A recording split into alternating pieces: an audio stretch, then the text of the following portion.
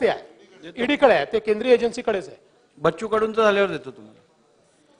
अध्यक्ष महोदय, खरं तर स्कोपच्या बाहेर जाऊ शकतं, पण मी एक प्रश्न आपल्याकडून माहिती घेतोय.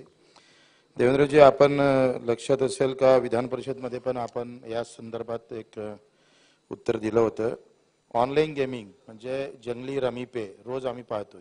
तुम्ही जरी गेलं तर ते याट येतं आणि याच्यामध्ये सगळे स्टार लोक प्रसिद्धी म्हणजे प्रचार करतोय.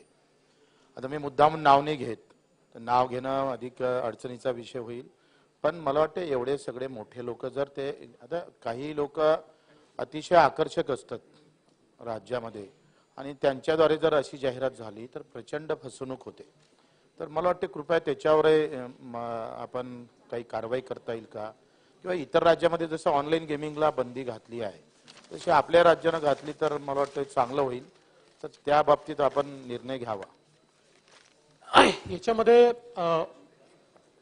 मुळात ऑनलाईन गेमिंगवर जर आपल्याला बंदी घालायची असेल तर त्याला केंद्रीय कायदा करावा लागेल. याचं कारण काय आहे, याचं होस्टिंग तिसरीकडे होतं, म्हणजे हा जो ज्युरिस्डिक्शनचा भाग आहे तो याच्यामध्ये एक मेजर अडचण आहे, कारण हे सगळं ऑनलाईन आहे.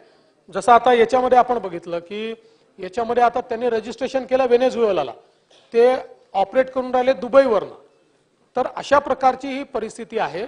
तथापि आपण जो विषय या ठिकाणी सुचवलेला आहे, पहिल्यांदा तर ही गोष्ट खरीच आहे की जाहिरातीचे पैसे मिळतात म्हणून जे काही मोठे मोठे लोक आहेत, स्टार्स आहेत आमचे, किंवा ज्यांना आयकॉनिक असं त्यांच्याकडे बघितलं जातं, अशा आयकॉन्सनी अशा प्रकारे ज्यातनं लतखोरी होते, ज्यातनं एक सवय लागते, अशा प्रकारच्या गोष्टींची जाहिरात करू नये, अशा प्रकारची आपली देखील अपेक्षा आहे. मी देखील या सर्वोच्च सभागृह आहे या माध्यमातून त्यांना निश्चितपणे अशा प्रकारची विनंती करतो की त्यांनी अशा प्रकारच्या गोष्टींची जाहिरात करू नये.